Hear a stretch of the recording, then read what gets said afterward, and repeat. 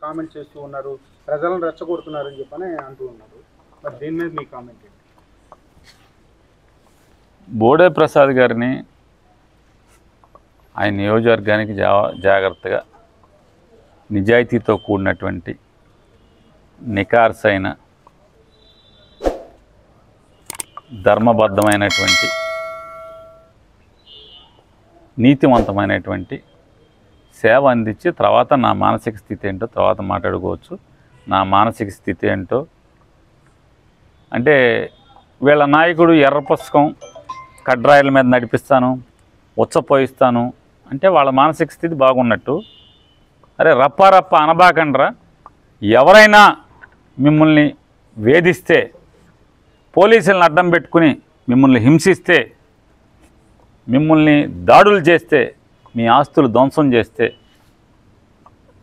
దేవుడు మీకంటూ సమయం ఇస్తాడు. అది అప్పుడు అరవకుండా చేసుకోవాలి తప్పితే అయితే చట్టపరంగానా న్యాయపరంగానా అప్పుడు ఇవాళ చాలామంది మీద 5 ఏళ్ల క్రితం 10 ఏళ్ల క్రితం అని చెప్పని కంప్లైంట్లు ఇస్తే కేసులు కట్టలేదా? అట్లాగే మా ప్రభుత్వం వచ్చినప్పుడు కూడా ఈ 2024 నుంచి 29 దాకా ఈ టీడీపీ సైకోలు ఎవరెవరి మీద దాడులు చేశారో, ఎవరెవరి మీద అన్యాయాలు చేశారో, ఎవరి ఇళ్ళు ధ్వంసం చేశారో, ఎవరి మీద భౌతిక దాడులు చేశారో అటన్నిటి మీద కేసులు కట్టి ఖచ్చితంగా చట్టపరంగా చర్యలు తీసుకున్నాం. దానికి అల్లవ ఎందుకు, రప్ప ఎందుకు అని చెప్పాను. తప్ప అని అడుగుతున్నాను. నేను ఎక్కడ చెప్పాను చెప్పండి? నరికేయమని చెప్పాను. నేను చెప్పింది ఏంటి? అరే నేను ఇది చేస్తాను అది చేస్తానని ఎవడన్నా అరుస్తారా? మేము వచ్చాక అది చేస్తాం, అది తప్పు. ప్రజలు అది కోరుకోరు, ప్రజలు అది హర్షించరు. నీకు ఏం అన్యాయం జరిగిందో, నీ మీద ఎవడు దాడి చేశాడో, నీ మీద దాడి చేసినా, నేను భౌతికంగా దాడి చేసినా పోలీస్ కేసులు కడతలేదు. నీ ఆస్తి ధ్వంసం చేస్తే, జేసీబీ తెచ్చుకొచ్చి అన్యాయంగా కిరాతకంగా నీ ఇల్లు పడేస్తే పోలీసులు స్పందించట్లేదు, కేసులు కడతలేదు. మీ ఇంట్లో కుటుంబ సభ్యుల్ని ఫేస్బుక్లో అవమానకరంగా పచ్చిగా అసభ్యంగా మాట్లాడితే పోలీసు స్టేషన్కి వెళ్తే మేమేం కట్టలేమండి కేసులని నవ్వుతా చెప్తుంటే పోలీసుల పరిస్థితి. ఇవన్నీ మనం వచ్చిన తర్వాత మనం చేసుకోవాలి తప్పితే, మనం చట్టాన్ని ఉపయోగించి వీళ్ళందరినీ కూడా శిక్షించాల్సింది తప్పితే ఇప్పటి నుంచే మేము అది చేస్తాం ఇది చేస్తామని చెప్పడం వల్ల డబ్బాలు కొట్టుకోవటం అవుతుంది. ప్రజలకు ఏం కావాలో, ప్రజలు మన నుంచి ఏం కోరుకుంటున్నారో వాటి కోసం దృష్టి పెట్టండి అని చెప్పి మా వాళ్ళని కేకలేశాను. రప్ప అనొద్దు అని చెప్పని కేకలేశాను. మా వాళ్ళని సినిమా డైలాగులు మనం మాట్లాడద్దు, మనం ప్రజల మనసులు చూరగొనాలి. ప్రజల్లో మీకు మంచి చేస్తాం, ఈ రాష్ట్రానికి మంచి చేస్తాం, మరలా గత 5 ఏళ్లలో ఎంత మంచి చేశామో అంతకన్నా మిన్నగా చేస్తామని ప్రజల మనసులు గెలవాలి అని చెప్పి తప్పితే ఎవడి మీదో వాళ్ళకిలాగా మాకు అధికారం ఇవ్వండి, మేము ఎర్ర బుక్ రాసుకుంటున్నాం, ఆడిని అండర్వేర్ మీద నడిపిస్తాను, ఈయన్ని చెడ్డీ మీద నడిపిస్తాను, ఆడి సంగతి చూస్తాను, ఈయన్ని జైల్లో వేస్తాను, ఇట్లాంటి తప్పుడు ఆలోచనలతో కాకుండా, సైకో ఆలోచనలతో కాకుండా ఇట్లాంటి రప్పాలన్నీ కూడా కట్టి పెట్టండి. తప్పుడు మాటలు మాని ప్రజలమ్మకి మంచి చేస్తాకి ఏమేం చేయాలో, ప్రజలకి నమ్మకం కలిగించుకుంటాకి మన మీద ఏం చేయాలో అవి చేద్దామని చెప్పి మా వాళ్ళని కేకలేశాను. కానీ నా వీడియోలు చూసుకోండి, నేను ఎవరిని నరుకుతాను, నరికేయండి అని ఎక్కడ చెప్పాను చూసుకోండి మీరు. 4 రోజుల క్రితం జరిగినటువంటి సంఘటన ఇవాళ దాన్ని గవర్నమెంట్ కావాలని వాళ్ళ చెప్పు చేతల్లో ఉండే ఛానల్స్లో దాన్ని డ్రైవ్ చేసి దాన్ని ఇవాళ కేసులు కట్టించే ప్రయత్నం నా మీద. ఇవాళ హారికని అంటే ఉప్పాల హారిక గారిని హత్యాయత్నం చేసి భయభ్రాంతులకు గురి చేసి, అంటే వైఎస్ఆర్ కాంగ్రెస్ పార్టీలో ఒక్కొక్క జిల్లాలో ఒక్కొక్క చోట ఒక్కొక్క నాయకుడిని ఏరి దాడి చేయటం ద్వారా వైఎస్ఆర్ కాంగ్రెస్ పార్టీలో భయభ్రాంతులు కలిగించాలి, రాజకీయాలకు రాకూడదు, క్రియాశీలకంగా ఉండకూడదు, తద్వారా కూటమి బాగుపడాలనేటువంటి సైకో ఆలోచనలతోనే ఈ కార్యక్రమాలు జరుగుతున్నాయి. ఇది పైనుంచి రాష్ట్ర వ్యాప్తంగా ప్రభుత్వం డ్రైవ్ చేస్తున్నటువంటి ఈ హత్యాయత్నం అని చెప్పనేది కళ్ళకి కట్టినట్టు. ఇవాళ ప్రజల అమాయకులు కాదు, అందరికీ అర్థమవుతుంది. ఇది పైనుంచి డ్రైవ్ చేసి హత్యాయత్నం ఆవిడ మీద జరిగిందని చెప్పినది పైనుంచే డ్రైవ్ చేశారు. ఇది జరిగేటువంటి కార్యక్రమాలన్నీ కూడా పైనుంచే జరుగుతున్నాయి. అంటే ఉన్నత చదువులు చదువుకుని వెనుకబడిన కుటుంబంలో పుట్టి జిల్లా పరిషత్ అంటే జగన్ గారి పార్టీ తరఫున జిల్లా పరిషత్ సీట్లో కూర్చోవటమే ఆవిడ చేసినటువంటి నేరం పాపమని అడుగుతున్నాను.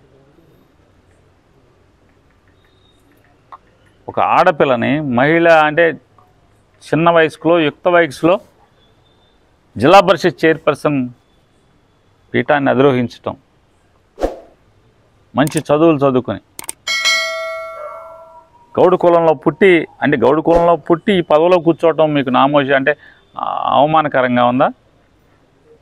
అగ్రవర్ణాల దాడి కింద మనం చెప్పుకోకర్లేదా దీన్ని? ఆడకూతురి మీద దాడి చేయటం ఏంటి? హత్యాయత్నం చేయటం ఏంటి? ఆవిడ కారుని ధ్వంసం చేయటం ఏంటి?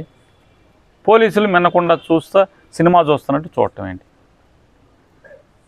మరి కన్నీరు మున్నీరు అవుతుంది. వాళ్ళ భర్తకి చెప్పాం జాగ్రత్తగా కాపాడుకో, ఆత్మహత్య చేసుకోకుండా. ఆవిడ అంత అవమానాన్ని ఈ ప్రభుత్వం పోలీసుల కళ్ళ ముందు సాక్షాత్తు 100 మంది పోలీసుల కళ్ళ ముందు హత్యాయత్నం, అవమానం, మానసికంగా కుంగదీసేటువంటి ఈ సైకో కిరాతక చర్యల్ని కట్టిపెట్టాలని చెప్పి డిమాండ్ చేస్తున్నాం. దారిలో 300 మంది సైకోలు దారికి అయ్యేటువంటి ఎవడ సైకో పరిపాలన? ఇది ప్రజాస్వామ్యమా? ఇది ప్రజాస్వామ్యమా అని అడుగుతున్నాను. పట్టపగలు 100 మంది పోలీసులు సాక్షిగా 100 మంది పోలీసుల కళ్ళ ముందు ఒక వెనుకబడిన కులాల జిల్లా పరిషత్ చైర్మన్ ప్రాణాలకి రక్షణ లేకుండా పోయిందంటే ఎవడు సైకోలు? ఎవరిది సైకో పరిపాలన? మీదే కదా సైకో పరిపాలన.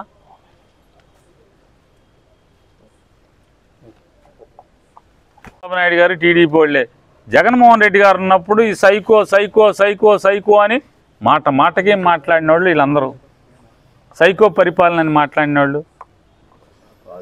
ఈ రాష్ట్రాన్ని ఏది జరుగుతున్నా కూడా ఈ రాష్ట్ర ప్రతిష్టను దెబ్బ కొడుతూ మీడియాలో వాళ్ళకు అనుకూల మీడియాలో పుంకాను పుంకాలుగా చర్చలు పెట్టడం, డిబేట్లు పెట్టడం, విషం చెమ్మటం వీళ్ళు చేస్తేనేమో దేశ్యావా? వీళ్ళ తప్పుల్ని మేము పట్టుకుంటుంటే అదేమో రాష్ట్ర ప్రతిష్టను దిగజారటమా?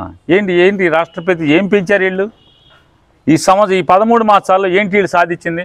వైఎస్ఆర్ కాంగ్రెస్ పార్టీ వాళ్ళ మీద తప్పుడు కేసులు పెట్టి నెలలు జైల్లో మగ్గదీయటం తప్పితే ఏంటి వీళ్ళు చేసినటువంటి అభివృద్ధి? రాష్ట్రానికి ఏం చేశారు చెప్పండి. కిందోళ్ళేమో ఇసుక మట్టి ఇట్లాంటి సహజ వనరులని కిందోడు దోచుకుంటాడు. ఎమ్మెల్యేలు వీళ్ళందరూ కూడా అందినోడు అందినంత పంచాయతీల్లోనూ చెరువుల్లో మట్టి తవ్వేసి దోచుకుని వాళ్ళు అమ్ముకుంటూ ఉంటారు, పైయోళ్ళు పైన అమ్ముకుంటూ ఉంటారు. ఇంతకు మంచి ఏంటో ఈ రాష్ట్రానికి ఒదిగిందంటే 1,60,000 చిల్లర కోట్లు అప్పు అయింది. ఆ అప్పు కూడా ఖజానాలు సరాసరి చేయబెట్టి తీసేసుకోవచ్చు. అంటే ఎవడన్నా మనకు అప్పు ఇచ్చినాడు సరాసరి మన జేబులో అన్ని ఎత్తికేసి జేబులోంచి డబ్బులు ఎంత ఉంటే అంత లాక్కున్నట్టుగా రాష్ట్ర ఖజానా సరాసరి చేయబెట్టి డబ్బులు తీసుకునే స్థాయిలో అప్పులు చేయటం అనేది అది ఈ రాష్ట్రాన్ని దిగజార్చేది.